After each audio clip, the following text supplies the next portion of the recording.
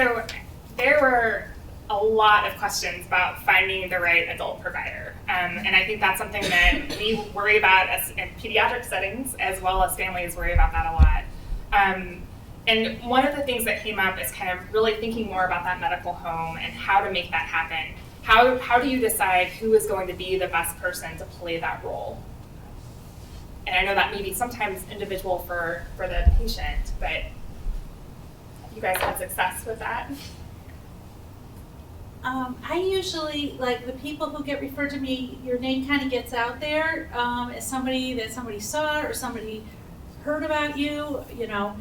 And so that's generally how I get patients referred. We do have on our website, you can search like for specific conditions and you can find people that way, like somebody who might have a specific condition that you want your child to be seen by somebody who knows that condition. You could do it that way. You can search by location. And a lot of times I would think asking your pediatrician, they probably have in their mind like, oh, this might be a good fit for you, you know. Yeah, I think so. I mean, I've worked with a lot of different partners over a lot of different years, and even among those of us that take, I mean, you know that, right? Even among the pediatricians within a group that you may have to see your primary person that you schedule for, but if your young one is sick, you might have to see someone else, and there's good and bad, and you know, so there's different, we all have different personalities, and parents have different personalities, but that's what's tough too. So because part of that, it's like, what, there's somebody who might know your condition, but then there's other people who's like, I mean, I think healthcare is very personal, so it's like some, you know, and what you choose for yourself, and it might change day to day too, and I think you just have to understand that, and then we as providers have to understand that, so we can do it. And there may not be that much choice initially. I think that's why it's so wonderful that you're all here to talk about that. I don't know how many of you do though, because I think the most unique thing that we didn't bring up here, I think if you have complex healthcare needs and you need lots of specialty services like GI, cardiology and stuff, that's almost the easiest transition. The hardest transition, and I don't know if any of you are here, if you have a young one who's fairly healthy, but is autistic and nonverbal. And that is something you're gonna have to say up front, because my experience is even when I see a new pediatric patient, that it's probably the fourth visit till I should probably try to get to examine your body. And that's what's tough, is that, you know, what do you need? Because you may have a need, right? Like you need this physical filled out. And then if the adult provider can't and shouldn't necessarily try to approach that person. So I think that that's what you said, that is very upfront, or to try to plan that out and to talk to the office, because sometimes the best we can do is say, well, we got you through the new waiting room. And the last thing I'd like to do is, you know, if I have to, because somebody says, no, they have to have these shots. It's like, well, I don't want to meet you and give you shots. You know, you're never going to want to come back and see me. So how do we do it? So I think that to really think ahead, you know, what is the personality of the patient, and then how do we need to do it? Because some people don't care. They just come in, get their work done, get my stuff filled out, let me go on for a year. But for other people, and I'll say to them, I'd rather schedule you for 5 minutes or 10 minutes if we can every 2 to 3 months, knowing that 6 months from now we can maybe get more of an exam. And then to recognize, because I have a young man that I saw yesterday that I thought I transitioned in 3 times to somebody else, but he keeps coming back.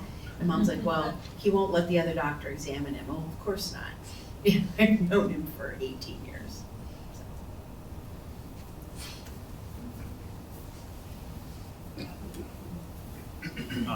So a couple things. I mean, one, certainly I think this is an issue that needs, you know, solutions within healthcare systems as well, and that's certainly something we're working on, as I alluded to. So it's not all on families to try and find the right providers, but that there are those resources of the providers that are willing and interested in various populations.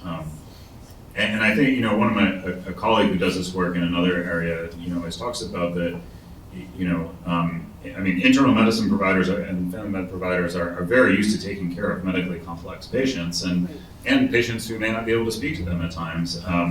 but it's the particulars of the condition they may be less familiar with, but that's fine. I think as long as you find a provider that's interested and willing to listen and learn from you, you'll be fine. The first visit or two might take a little longer as they get to know your child and your child's specific condition. But I think from there on, I mean, again, adult providers are very used to taking care of very complex patients. But yeah, as I mentioned, we'll be looking at, as the only internist that a lot of pediatricians know, I get almost weekly emails about who people should be seeing on the adult side, and so identifying that referral base by conditions and location will be key. Fully agree with asking about pediatricians who they know in their immediate area can be really helpful.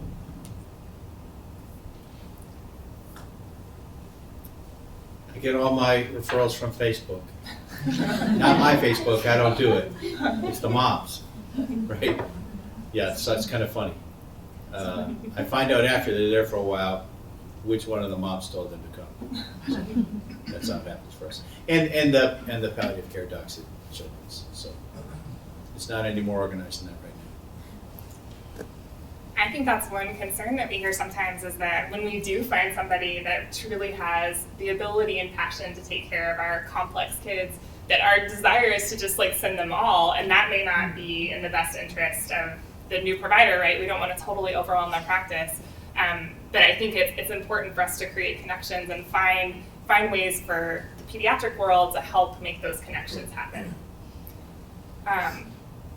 I think another thing that came up that kind of ties in with this, several people asked questions about how to find specific physicians that really have a heart for working with this population.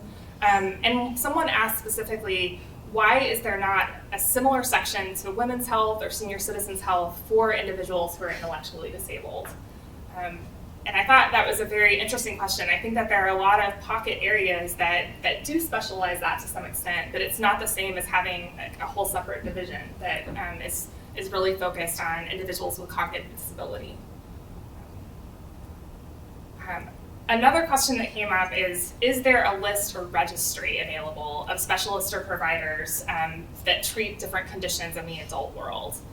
I guess my only question, it's a question to a question, is what conditions? Because some things, like I talked about, like spina bifida used to be, our program at Metro was founded 60 years ago, and probably 30% of the patients that we followed actually were individuals with spina bifida, and now it's probably less than 30 individuals, right?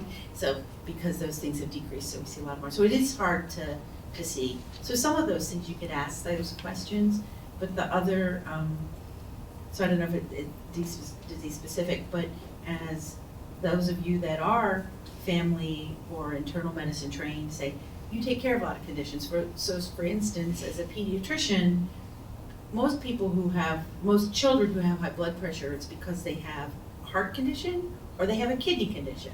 So the people that manage that, along with me, are nephrologists or cardiologists. But once that's stabilized, no family medicine doctor and no internal medicine doctor is going to send you to a specialist to manage your high blood pressure. You're like, this is the same as pediatricians look in ears. Like, this is the bread and butter of what we do, And then the thing of all of the things that scares the bejesus out of me is managing high cholesterol. Right? It's like, I didn't train in it. I never had a course in it. I've read about the things. It's like, nope, I don't want to deal with this. And it's like, so I think some of that too is like just really that conversation. Like, if you're thinking I need to replace every single specialist, right? Because like for GI, adult gastroenterologists do not manage reflux. They manage, complex bowel diseases. They might scope you, and they're going to look like you're crazy if you come in saying, well, I was referred to you. So I think that's, my experience over time too, is really to have that conversation with the pediatrician, but maybe ask, what specialists as an adult can we wean out? And then what conditions? So yes, if you have a congenital heart condition, you need to see a specialist. If you have a really complex epilepsy condition, if you, as you heard, if you have a genetic condition you may still need to see that geneticist, or you may not.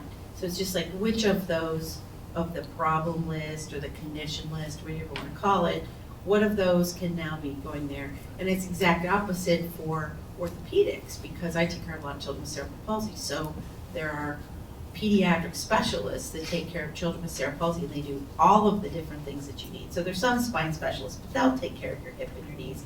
And then when you become an adult, you need your right knee specialist, left knee specialist, and only your shoulder, and only your hand. And that's just my experience, is that's so foreign. You know, because people are like, well, I just want to see one orthopedist. It's like, well, you can't do that anymore. So I think there's certain things that we as physicians know, but it's a conversation. We had an opportunity, some individuals from the Children's Hospital of Philadelphia who do have one of those specialty transition programs came to do a presentation for us, and they have created a list or a registry of community providers, and they try to find providers that are in different locations, because often people are traveling to Philadelphia from far distances. So they're trying to find medical homes that are closer to home for those people as their young adults move into adult care. And I think what ends up happening now is that individual doctors that you work with, they may have their own list, but right now, at least at our hospital, there's not anything that's kind of coordinated that really has all the different specialties and where you might end up. But I think that over time, there's a lot of interest in helping to make that happen, so that, again, that we have better information to give to you as you're seeking these specialists. I would say neurology is one that we really struggle to find adult neurologists to take over care. So there are definitely some specialties that are harder to find than others, unfortunately. So today I only saw 2 patients in our special transition clinic, but I came away with 3 requests for specialists that those people would need. Actually more, but we just stuck down to 3 for today. So the reason to show up a little earlier is I can pick somebody, but the caregiver's gonna go to that patient or that provider and perhaps interview them. And you know, if they get that look, so if a gastroenterologist gives you that look, like, what are you talking about? Or I'm not gonna do that. Well, it's call me and I'll get the next gastroenterologist, right? Sometimes it's really hard to tell, because what people are looking for in highly specialized situations is pretty much a direct transfer of someone who understands and will carry out the plan that, you know, how did these people get to be 25?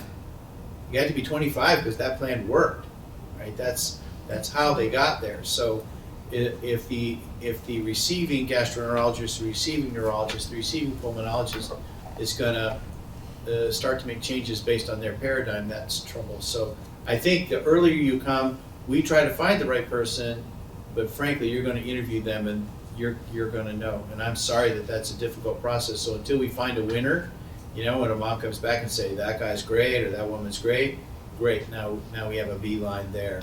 So we're literally figuring it out. We'll be creating our list.